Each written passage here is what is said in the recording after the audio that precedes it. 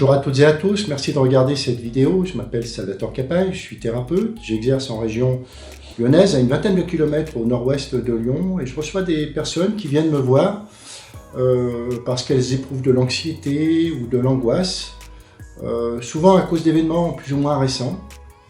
Mais ça peut être aussi à cause d'événements douloureux qu'elles ont vécu et qu'elles n'arrivent pas à surmonter, comme un décès ou un compagnon ou une compagne qui les ont quittés. Aussi des personnes qui viennent me voir parce qu'elles ont à faire face à un examen dans les jours qui viennent. Ça peut être un examen médical, ça peut être un examen pour passer le permis, en tout cas qui crée chez elles de l'angoisse et souvent les empêche de dormir. Et puis je reçois aussi des personnes qui viennent parce qu'elles ont simplement des phobies dont elles veulent se libérer. Alors souvent c'est des personnes qui ont un parcours thérapeutique concret sur plusieurs années et qui pensaient être sorties d'affaires. Pour les aider, j'utilise 3 techniques qui sont le magnétisme, qui sont l'hypnose et qui sont le MDR. C'est des thérapies d'ailleurs complémentaires qui vont permettre justement d'aider ces personnes à quelque part enlever les pierres qui bloquent leur route et qui les empêchent de s'épanouir et d'être heureuses. En tout cas, c'est ce que je considère être ma mission. Alors aujourd'hui, je vais vous parler d'une capacité que nous avons tous. C'est justement de pouvoir traiter ces phobies, ces peurs, ces angoisses, celles que nous éprouvons tous au quotidien, en tout cas de façon récurrente, de pouvoir les résoudre tout seul. C'est-à-dire de façon autonome, sans l'aide d'un thérapeute extérieur. Ou plutôt avec l'aide d'un thérapeute que j'appelle notre thérapeute intérieur. On peut l'appeler supraconscience, c'est le nom que j'ai choisi de lui donner, mais on pourrait utiliser moi supérieur, ou on pourrait aussi utiliser intuition, bien que je trouve que ce terme n'est pas complètement adapté à cette capacité. Bien évidemment, cette capacité ne remet pas en cause l'intérêt de suivre un parcours thérapeutique avec un thérapeute conventionnel, on va dire.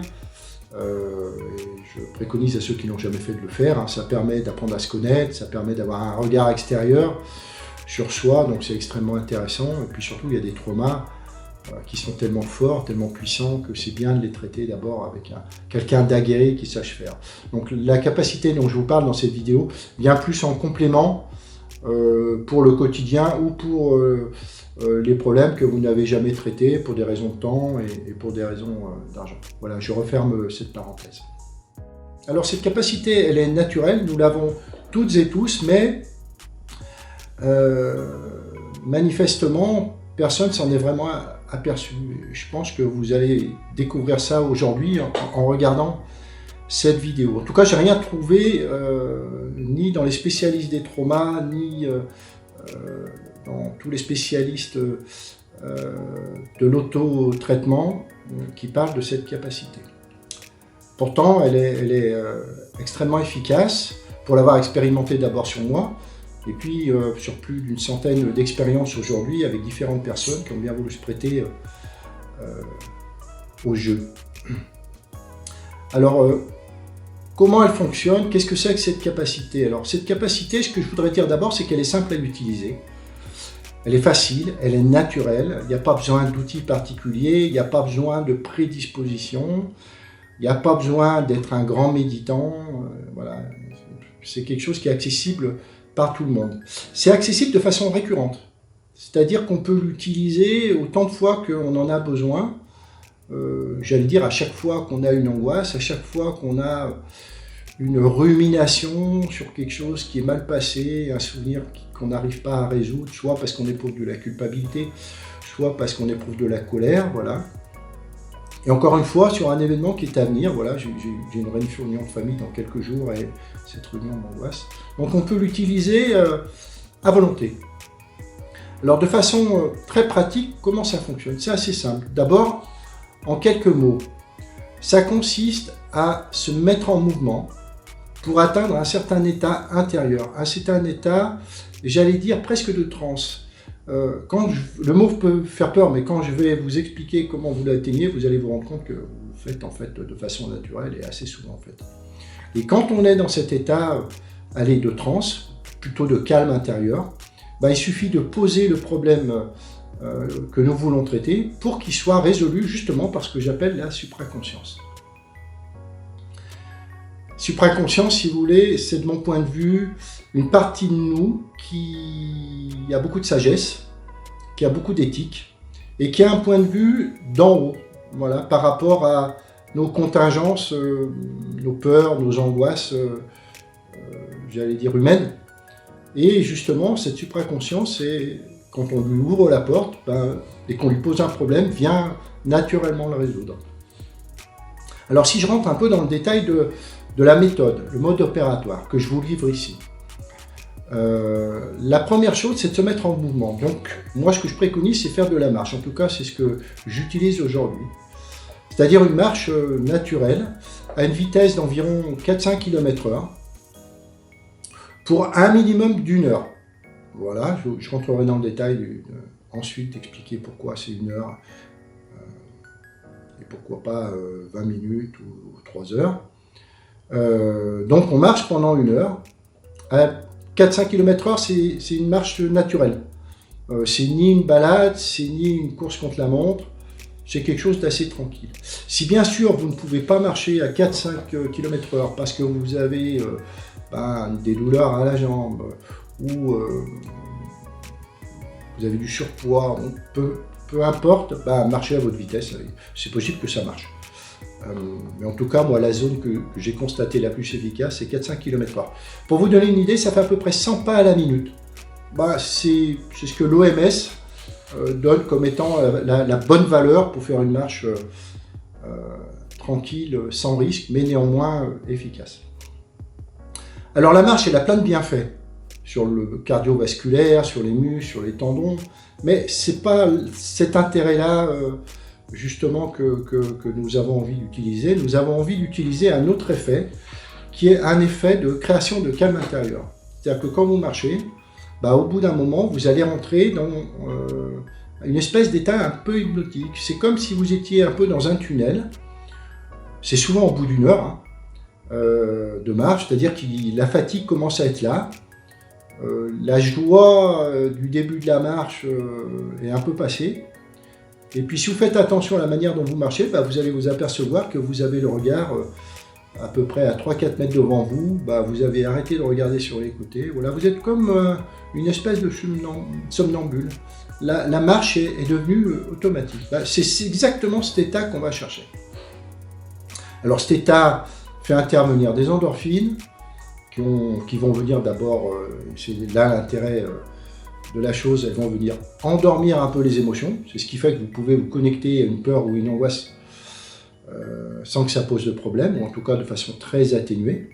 Et puis ça fait intervenir aussi une forme de fatigue cérébrale avec le glucose qui est en jeu, mais je vais faire une vidéo juste pour expliquer très concrètement la manière, pourquoi ça fonctionne en fait, qu'est-ce que ça fait intervenir, et puis mes hypothèses aussi sur qu'est-ce qui intervient et comment ça marche pour résoudre les problèmes qu'on pose.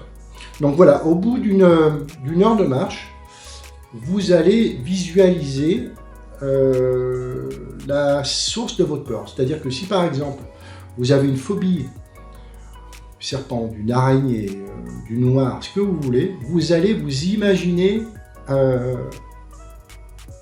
être immergé dans la scène qui vous pose problème. Si c'est une araignée et que vous vous souvenez d'un moment dans votre vie où vous avez eu cette angoisse, vous vous connectez à cette scène, vous immergez comme si vous y étiez. Si c'est quelque chose qui vient du passé, vous la connaissez, donc c'est assez simple à faire.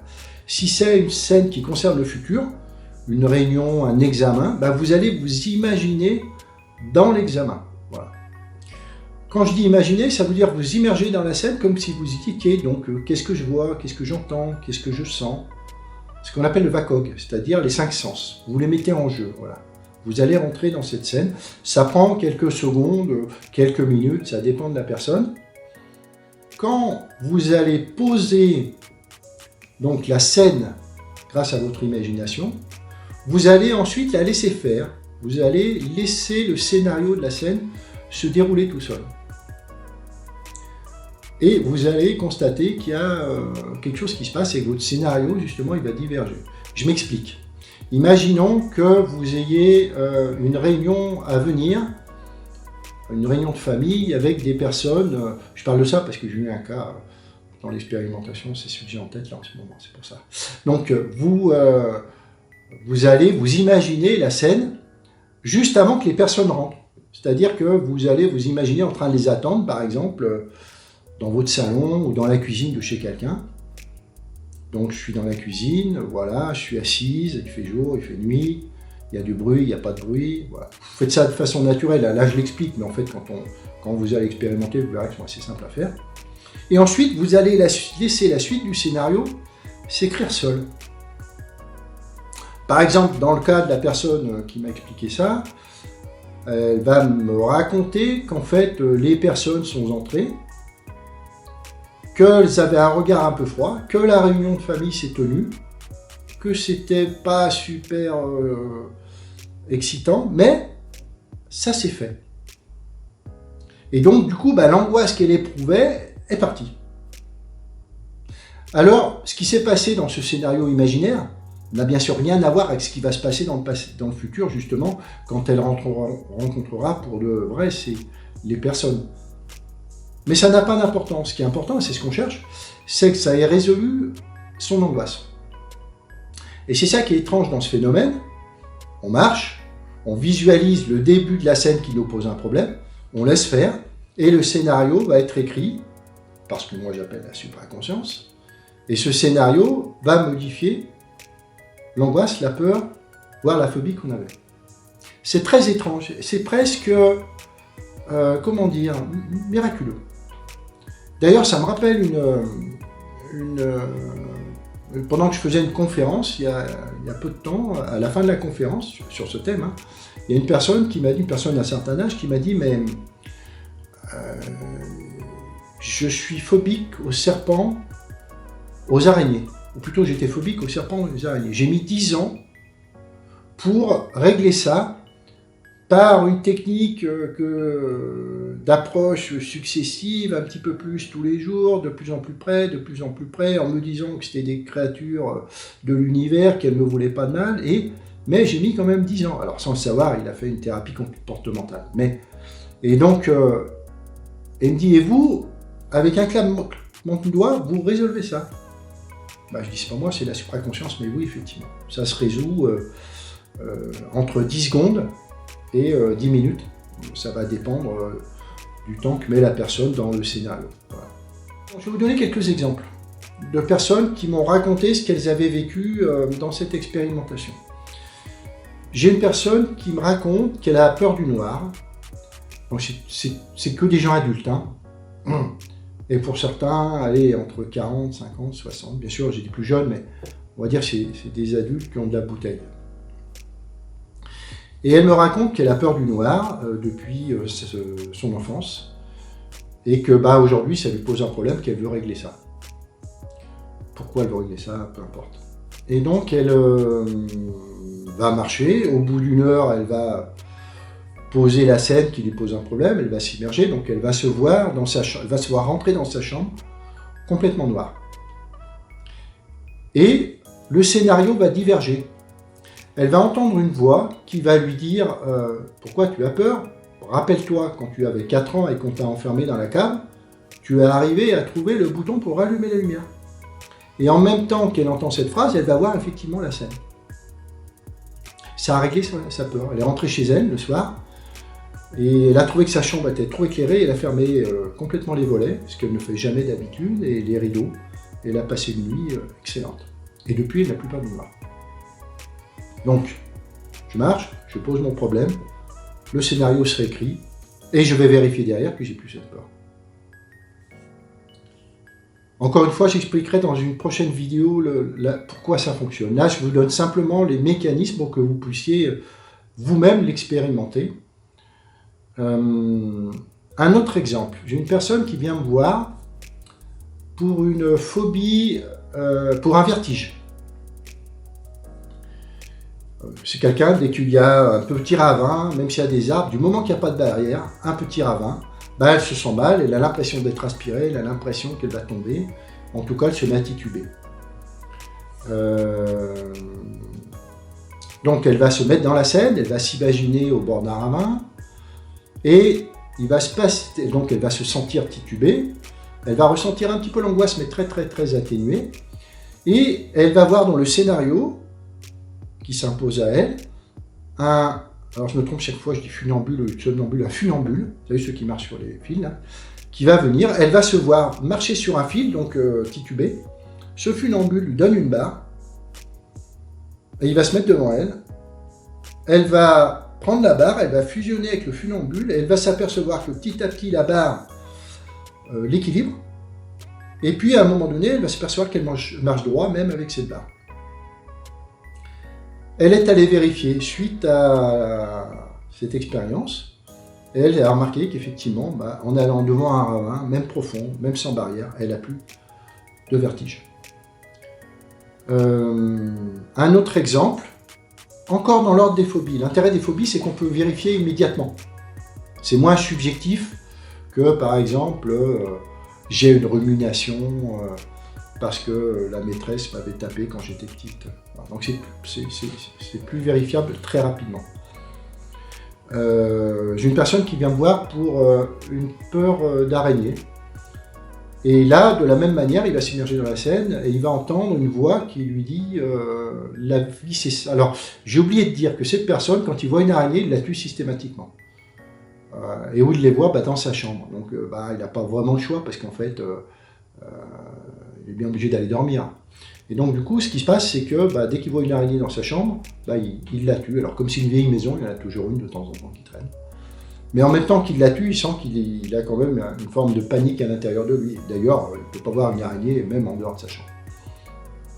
Donc il s'immerge dans la Seine, et il va entendre lui aussi une voix qui lui dit « La vie c'est sacré, on ne tue pas pour rien ». Et il va se voir prendre un verre, le poser sur l'araignée, mettre un carton dessous, prendre l'araignée et la mettre à l'extérieur. Et là encore, ça va résoudre sa peur d'araignée. C'est un phénomène assez spectaculaire quand même s'il paraît comme ça très subtil, il est d'une efficacité incroyable. Encore une fois, ça prend quelques secondes. Et donc des cas comme ça, je pourrais vous en citer plusieurs dizaines.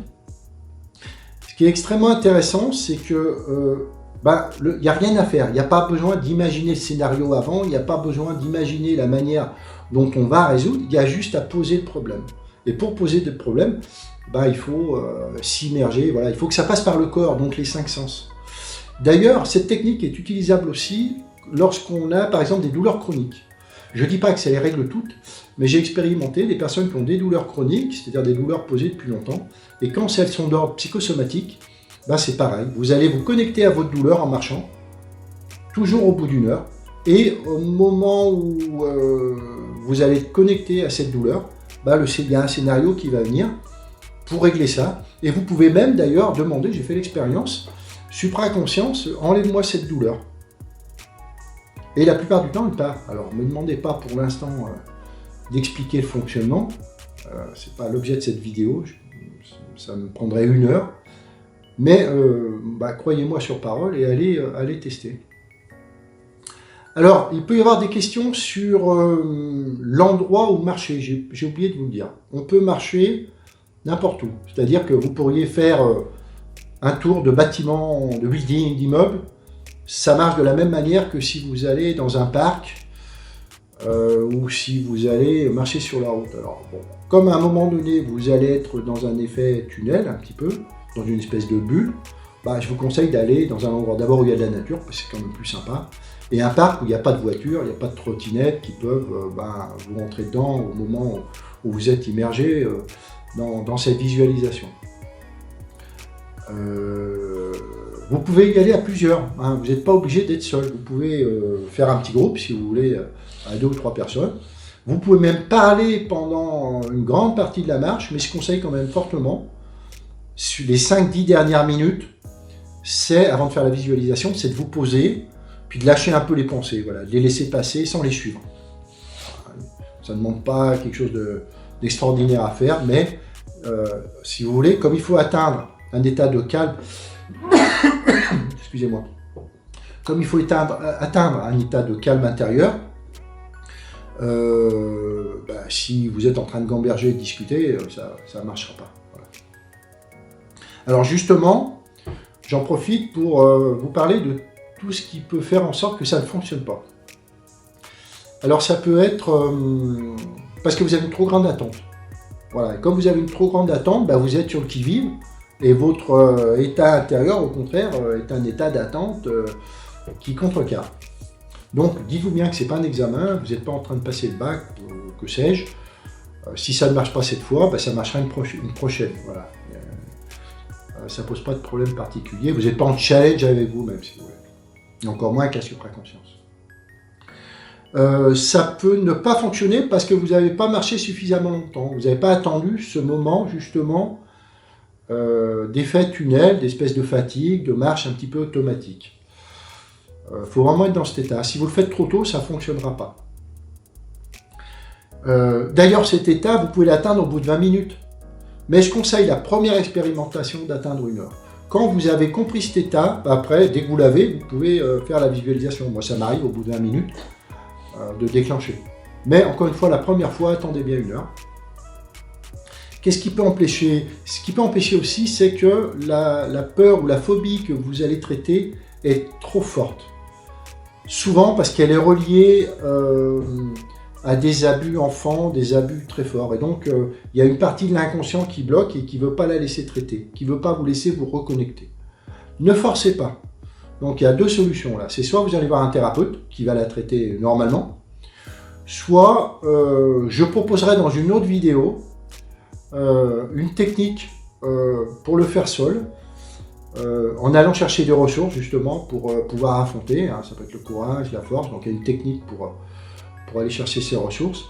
Ou alors, ce que je propose aussi, c'est comme j'organise des marches gratuites, vous venez expérimenter avec moi, c'est-à-dire je vous accompagne en fait, donc on fait des petits groupes de 2-3 personnes, en tout cas maximum 4-5, et à ce moment-là, vous allez vous connecter à cette peur un petit peu plus forte que les autres, et comme je suis là, vous risquez rien en fait. Ce qui peut se passer aussi, c'est que quand vous êtes dans le scénario, vous allez vouloir garder le contrôle. Donc vous allez vous-même imaginer avec votre mental la suite. Ou alors vous allez vous mettre à réfléchir en disant oui, mais voilà, il va se passer ci, il va se passer ça. Il faut tout lâcher. Il faut vraiment laisser faire. Il faut vous mettre en mode observateur. Qu'est-ce qu'il y a d'autre qui peut poser problème? Écoutez, rien. Je pense que j'ai tout dit. Donc je récapitule. Vous marchez 1 heure, 4-5 km/h, environnement tranquille, en groupe ou seul. Au bout d'1 heure, vous vous plongez, tout en continuant de marcher, vous vous plongez dans la scène, vous visualisez à l'intérieur avec votre imagination, juste le début, et vous laissez faire, et vous notez ce qui arrive. Ça peut être des voix intérieures, ça peut être des films, ça peut être une vidéo, ça peut être ce que vous voulez, ça n'a pas vraiment d'importance. Et ensuite, par contre, vous allez expérimenter. Si c'est une phobie, vous allez vous exposer à votre phobie. Alors, il y a des personnes qui vont dire « oui, mais ça me fait peur d'aller m'exposer ». C'est très simple. Imaginons que vous avez une peur d'araignée. Vous allez d'abord vérifier en regardant une photo sur votre smartphone. Tout le monde en a un. Vous regardez une photo d'araignée et vous allez regarder si votre corps réagit. Si votre corps ne réagit pas, ça veut dire que c'est probable que votre phobie ait été traitée. Alors, ce qu'il faut maintenant, c'est aller voir des vraies araignées. Alors, souvent, on n'en voit plus. Justement, une fois qu'on a traité, souvent, elles disparaissent comme par enchantement. Moi, je conseille d'utiliser, si vous en trouverez vraiment plus, un petit dispositif en plastique. L'inconscient ne lui fait pas la différence entre une araignée en plastique et une araignée réelle. Et donc, vous allez pouvoir, en regardant un dispositif en plastique ou un serpent en plastique, vérifier que votre phobie est partie. Alors, comment vous savez? Parce que votre corps ne réagit plus. Voilà, vous n'avez plus de tremblement, vous n'avez plus de panique. Voilà. Donc, c'est réglé définitivement. Ça me fait penser à un autre cas, justement, avant de terminer cette vidéo, sur les ruminations. J'avais une personne, j'ai eu 2 cas. J'ai une personne qui m'a raconté qu'enfant, elle avait une maîtresse tyrannique. qu'il y avait fait beaucoup de mal, qu'il la prenait à partie et qu'il la rabaissait en classe. Et donc, même à 50 ans, elle avait encore cette colère à l'intérieur d'elle qui remontait de temps en temps et dont elle sentait bien que cette colère venait se rajouter dans sa vie de tous les jours avec ses propres enfants ou avec d'autres personnes. Se rajouter au sens se cumuler. Et donc, je lui ai dit de se connecter à un moment où cette maîtresse justement l'avait tyrannisée. Et donc elle s'est vue dans la classe, elle s'est vue grandir, c'est-à-dire devenir plus grande que l'institutrice. Elle s'est vue la prendre par le col, l'emmener contre le tableau. Je crois même qu'elle lui a mis 2 claques. Bon. Elle va la lâcher, la maîtresse va pas tomber, mais se laisser tomber par terre et s'excuser. La directrice de l'école va rentrer dans la classe, la maîtresse va lui dire qu'elle s'excuse, et tous les enfants vont applaudir. C'est étrange quand même, hein, comme scénario. Bon, elle va vivre ça. Mais ce qui est particulier, ce que j'ai oublié de vous dire aussi, c'est qu'elle va ressentir dans son corps, une fois que cette visualisation est passée, elle va se sentir comme si toute sa colère était partie. Elle va sentir un ouf de soulagement. C'est quelque chose qu'il faut vivre pour s'en rendre compte. Elle va vraiment sentir un très grand soulagement intérieur. Voilà, donc il y a des effets physiques. Et donc elle va constater dans les jours qui viennent, les semaines, que ces colères, quand elle en a, puisque ça n'enlève pas toutes les colères, mais ces colères sont moins fortes, probablement, parce qu'elle a enlevé un souvenir traumatique qui venait justement rajouter sa part dans certains événements. Un autre exemple, c'est une personne d'une quarantaine d'années qui m'explique qu'elle va tester avec une scène dont elle avait beaucoup honte, encore à 40 ans, qu'elle avait vécue en étant vers 11 ans, lorsqu'elle avait 11 ans. C'est une scène dans laquelle elle est avec ses copines, et elle avait eu envie de faire pipi, mais elle n'avait pas osé dire à ses copines qu'elle avait envie de faire pipi, elle n'avait pas osé interrompre la discussion, et donc elle s'était fait pipi sur elle, et donc ses copines s'étaient foutues de sa gueule. Donc elle avait très honte, 40 ans encore après, ou 30 ans après. Et donc elle va s'imaginer dans la scène, avec ses copines, avoir envie de faire pipi. Et dans le nouveau scénario, elle va s'entendre dire à ses amis, écoutez, j'ai envie de faire pipi, je m'écarte et je reviens.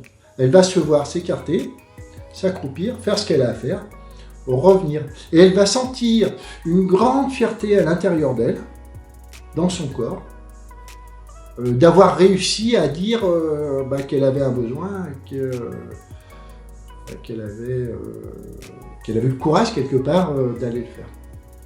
Voilà. C'est très très étrange. Je vais vous donner un autre exemple, ce sera le dernier.